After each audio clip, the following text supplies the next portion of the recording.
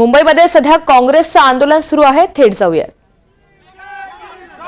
तर मुंबईमध्ये काँग्रेसच्या कार्यकर्त्यांचं हे आंदोलन सुरू आहे। भाजप विरोधात अमित शहा यांनी जे वक्तव्य केलेलं होतं त्याचा निषेध करण्यात येतोय। मात्र या कार्यकर्त्यांना आता पोलिसांनी ताब्यात घेतलेलं आहे। धरपकड या कार्यकर्त्यांची पोलिसांकडून सध्या सुरू आहे। काँग्रेसनं मंत्रालयासमोर आंदोलन हे सुरू केलेलं होतं, मात्र पोलीस सध्या कारवाई करताना पाहायला मिळतात। बाबा साहब के बारे में जो अमित शाह ने वक्तव्य किया उसके खिलाफ मुंबई कांग्रेस ने विरोध किया। इनके कुछ गुंडों ने आके हमला किया और उस गुंडों को बचाने का काम ये सरकार Kachru Yadav Mumbai Congress ST department chairman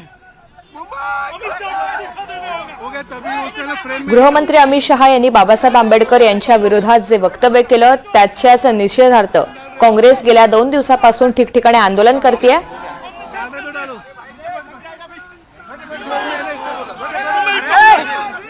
Rahul Gandhi जिंदाबाद, बाबासाहेब आंबेडकर जिंदाबाद।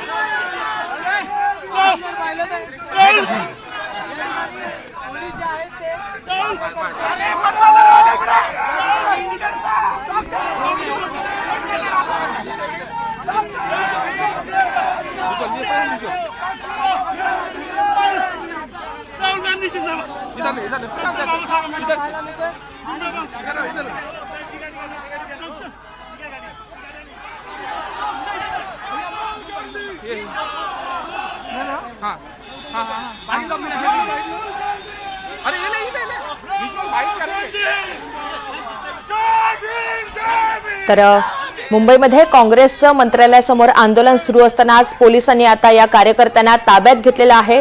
राहुल गांधी जिंदाबाद अशी सुद्धा घोषणाबाजी या ठिकाणी सुरू असल्याचं पाहायला मिळतंय।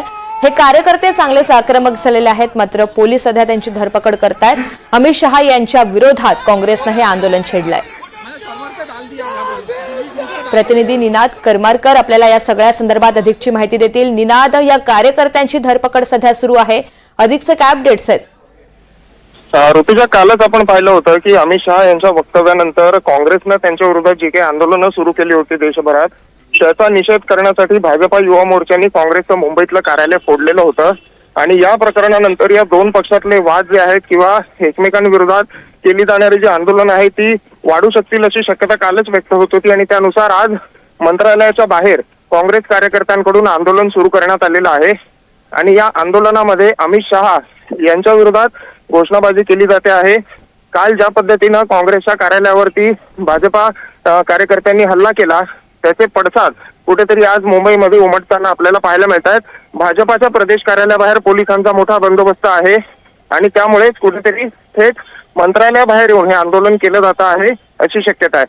निनाद, गेल्या किती काळापासून हे आंदोलन सुरू होतं आणि मुंबई काँग्रेसमधील काही महत्त्वाचे नेते किंवा पदाधिकारी यामध्ये सहभागी झालेले होते का? या आंदोलनामध्ये काँग्रेसचे कार्यकर्ते या ठिकाणी सहभागी झालेले आहेत। गेल्या काही काळापासून या ठिकाणी हे आंदोलन सुरू असल्याचं आपल्याला पाहायला मिळतंय। मात्र एकंदरीत काल जो काही प्रकार घडला त्याचे पडसाद हे असू शकतात आणि या ठिकाणी आंदोलन हे जे आहे ते केलं जात आहे अशी शक्यता आहे। पोलिसांकडून आंदोलन करताना ताब्यात घेण्याची प्रक्रिया सुरू करण्यात आलेली आहे।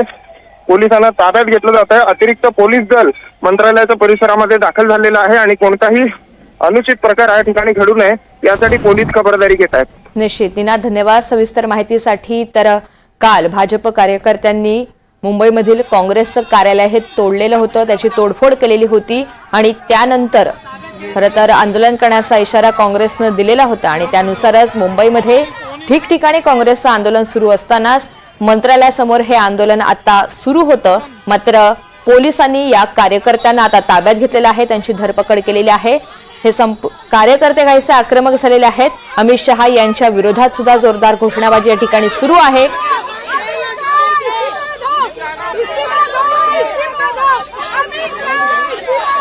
अमित शहा